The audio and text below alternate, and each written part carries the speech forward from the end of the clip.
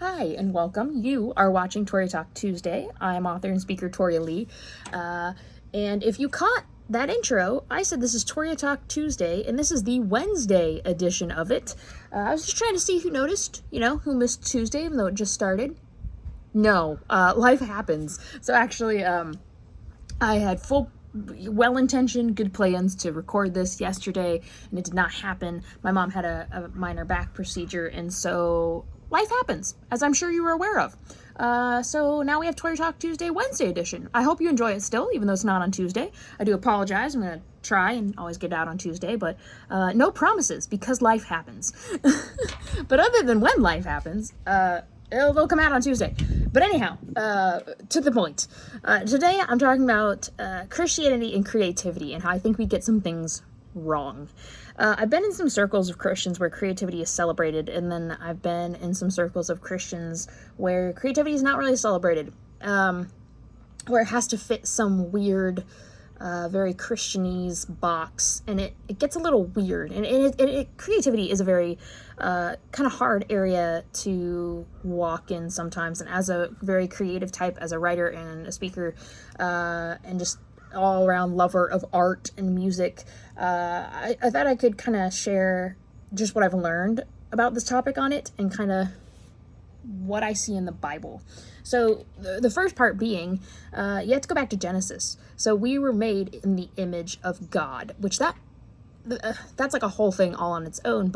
And as it relates to creativity, Genesis is the first time we're introduced to God, right? It's him creating the universe.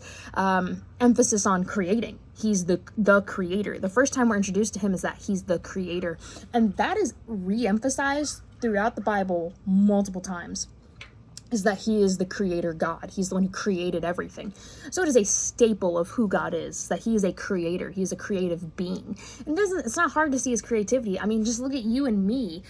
We're two entirely different people. I mean, I have blonde hair and kind of hazel eyes, and yours is different. And I have a different personality than you do. And I have a different build than you do. And that's a beautiful thing. God is a God of variety and creativity. So if we're made in his image, so we're meant to be image bearers. We're made to image God, to imitate him, to bring him glory. When you create something, anything, you are imaging God. So if you are building a table from scratch, that's your creativity. That's imaging God. You're creating. If you're a writer and you write a piece, you bring it into existence for the first time ever, that's imaging God. If you're a musician and you play a piece for the first time ever, that's imaging God. So using creativity, even to problem solve. You may say, I'm not a very creative person. I don't agree with that. I think everyone is creative.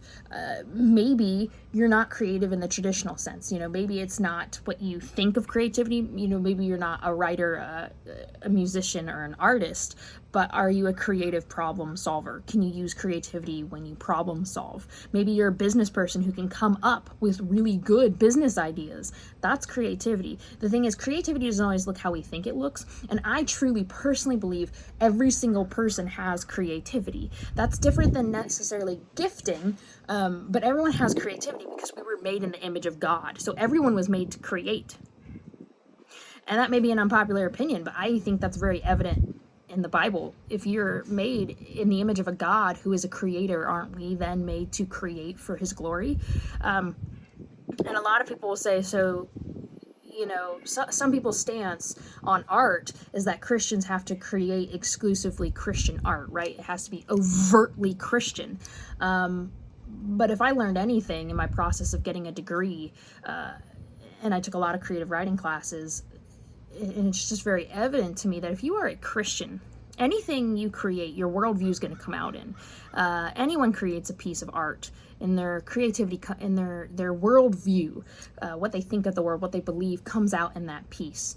And that's what happens with Christians, I think. You don't have to create an overtly Christian piece. You don't have to use your creativity just for an overtly Christian thing, because it's going to be evident. It's evident who we are. There was a saying once, I don't remember if it was a theologian or someone who was saying this of a theologian, and they said, he's so full of Christ that if you prick him with a needle, Christ spills out. And and that's what should be said of us. You know, our art should be that, not necessarily overtly, but we carry principles, there are underlying messages, there's just themes that are going to be there because of who we are as Christians. And so I think the church needs to do a little bit better with encouraging creativity in any realm. Business, I said, you know, putting things together, building things, art. These things are important because we were made to image God. And so I really want to encourage you, if you're someone, especially who's creative in the sense of art, whether that be painting or music or writing, I know how hard it is sometimes to feel like it's not important, or maybe you're not as good as other people. And you're right, you might not be as good as other people. I'm not the best writer, and I'm not the best speaker. But I keep saying, I will keep making my refrigerator art for God, because I know it's valuable. I know it images him. I know it points back to him. I know, if nothing else, I'm saying, God, this is for your glory. You gave me this skill, and I'm going to give it back to you. And so I really encourage you, that same thing, to first of all know you were made in the image of God. So when you create, you are imaging your creator in a glorious way, and you can bring him glory.